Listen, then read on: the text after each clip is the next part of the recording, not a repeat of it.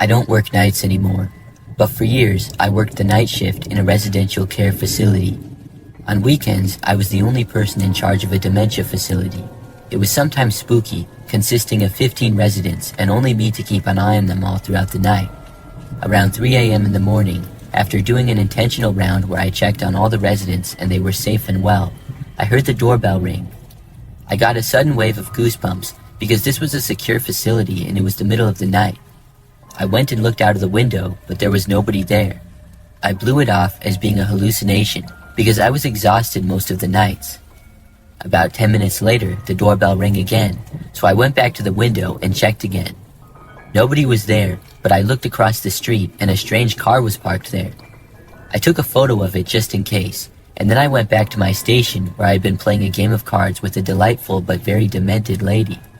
I sat down and she looked at me and said, "What did the gentleman want, dearie?"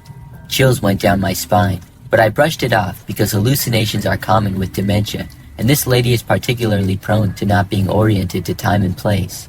However, the doorbell rang again less than 5 minutes later, and this time I was getting scared. Another one of my residents was awake and walking in the hallway, painting with a clean paintbrush to keep him occupied. I passed him on the way to the front window, and he turned to me and said, "Don't answer the door alone, he might hurt you," before continuing to pretend to paint. I looked out of the window to see the same car as before, and as I was looking around, I saw a shadow moving in front of the door. A person walked around the corner and then looked straight into the window next to me. We made direct eye contact, and it was essentially a jump scare for me, so I was startled and screamed. My residents started freaking out, and the guy on the other side of the door ran away. I called the police, and they showed up shortly after.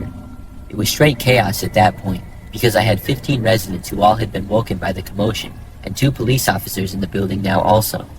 Eventually, with the help of the 2 kind officers, I was able to get everybody settled down, but it took a while.